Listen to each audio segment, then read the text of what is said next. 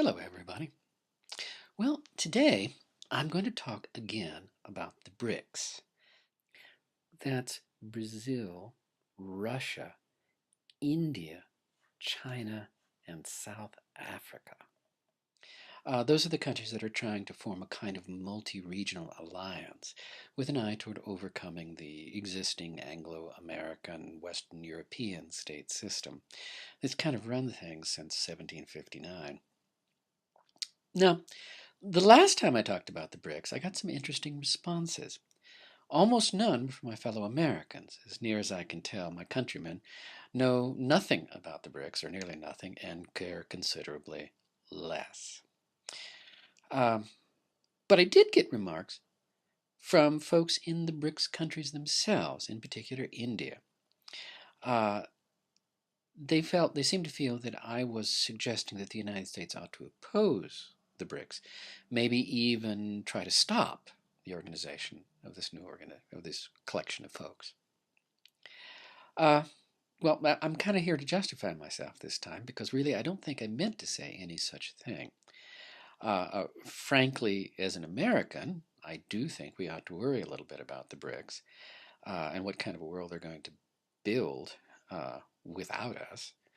Uh, or rather, a section of the world that's separated from us by Brics wall.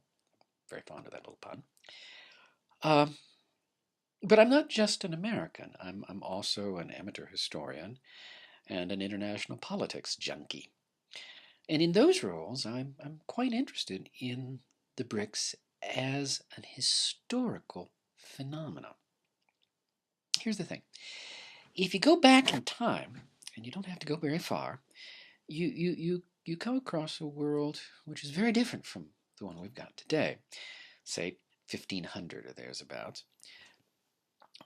When you get to that date, what you see is an economic and political world in which the core of things, where the centrality, if you will, is in kind of Eurasia.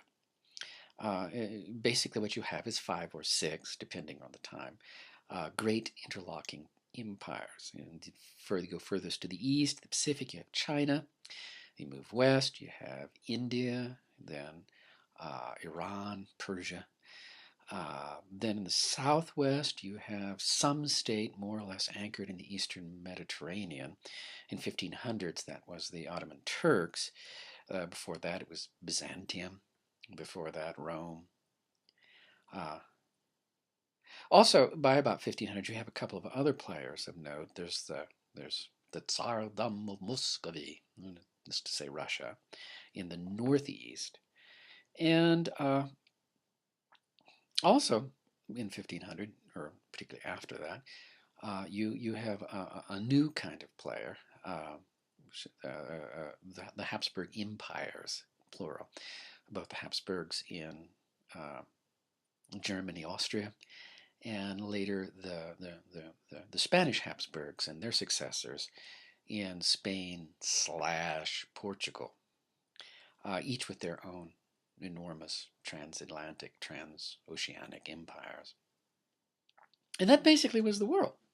There were a few little countries kind of scattered around the edges of that, of the periphery, but they really weren't where the action was. If you wanted to, we were talking about big money, if you were talking about politics, if you were talking about intellectual activity, it was in these big five, big six superpowers. Um, and that's the way the world would probably have stayed if it weren't for the fact that the Western Europeans, well, they learned to sail. And they learned to sail even better than the Portuguese and the Spanish. They became maritime powers. And basically from 1500 on, the history of the next 200 years, in some ways all the way up to the Spanish-American War and the late 20th century, late 19th century, is that of three upstart powers, the British, the French, and the Dutch, whittling away at the Portuguese and Spanish empires. And then the three of those fight it out, and the result finally is the current modern world state state system, with first run by the British, then by the British and the Americans in partnership, and then a partnership extended to include certain other European nations, Western European nations. Now, which is where I find the Brics so interesting, is because consciously or unconsciously, and I'm sure it's quite conscious, what the Brics nations are trying to do is turn back the clock. They're trying to recreate a world system in which you have these great Eurasian and Eastern Mediterranean powers. In fact, you look at the maps that they draw and you have the same players. You have Russia, China, and India, with two new entrants, South Africa and Brazil, taking over the roles formerly played by the Turks and the Spanish Habsburgs. And by the way, there's no reason why the original Turks, that is the current Turkish Republic, couldn't eventually drift into the Brics fold as well. They're already talking about it. Come to think about it, it will play hell with the acronym, won't it? If you have the T for Turkey, well, you have, it's no longer Brics, but Bricsa. Well, whatever. Anyway, I find all this fascinating. I really do. If the Brics nations can pull this off, and by the way, that is an enormously big if. There's a lot of trouble in the way of them actually achieving it. But if they can do it, if they can restore something like the traditional Eurasian world system, well, it will be positively amazing. And as I say, as an amateur historian and world politics junkie, I'll watch it all with considerable fascination. Maybe even unalloyed delight. It's not often that you get to see these really enormous changes things in the way the world works. So, my friends and citizens of the Brics nations, there you have it. Proof that I do not oppose your efforts to create a new world order.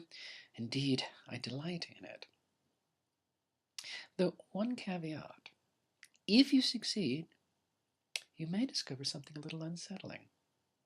Do it. Sometimes it is more fulfilling to strive for mastery than to achieve it. It is, to misquote Mr. Spock of Star Trek fame, not logical, but it is often true. Talk to you later. Take care.